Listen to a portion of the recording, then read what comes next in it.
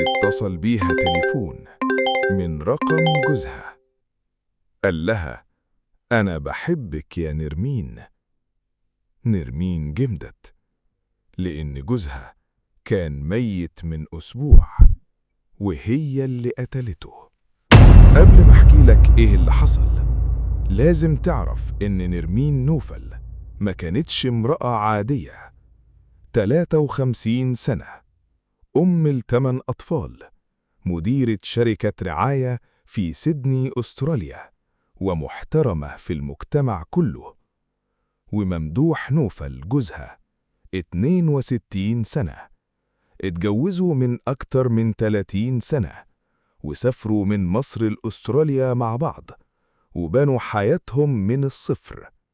من بره عيلة مصرية ناجحة في الغربة، من جوه كان في سر.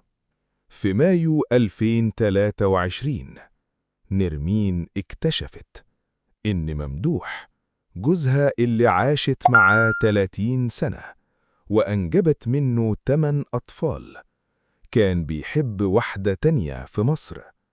مش بس كده، كان بيبعت لها فلوس، وكان مخطط يسافر مصر يتجوزها. نرمين قرت الرسايل وشافت التحويلات، وفي اللحظة دي حاجة اتكسرت جواها. مشيت للمطبخ وفكرت وقررت. جابت المنشار الكهربائي والسكاكين والأكياس البلاستيكية وأقدمت على جوزها. ممدوح مات، بس الجريمة لسه ما خلصتش.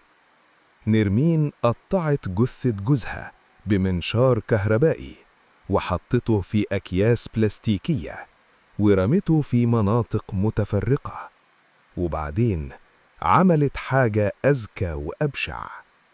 أخدت تليفونه وحساباته على السوشيال ميديا وبدأت تبعت رسائل منه لأهله في مصر والأصحابه في استراليا، كأنه لسه حي، كأنه لسه بيكتب، كأنه لسه بيتكلم. والكل صدق. شهر فات، شهرين، 6 أشهر، ومحدش عرف إن ممدوح مات. نرمين كانت بتمشي في حياتها، بتروح شغلها، بتتكلم مع أولادها، بتقول إن أبوهم مسافر، والأكياس كانت بعيدة. بس في يناير 2024 الشرطة الأسترالية بدأت تشك.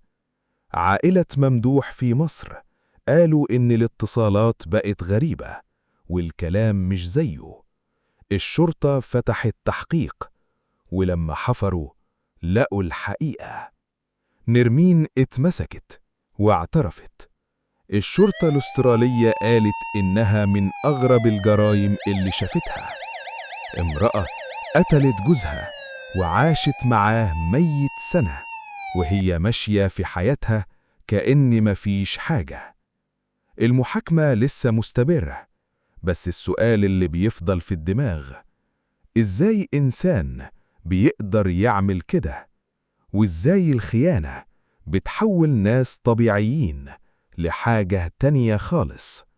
لو القصة دي أثرت فيك، اشترك وفعل الجرس وقول لي في الكومنتس إيه رأيك في نرمين، مجنونة ولا عاقلة؟ عندنا قضايا أكثر صدمة من دي.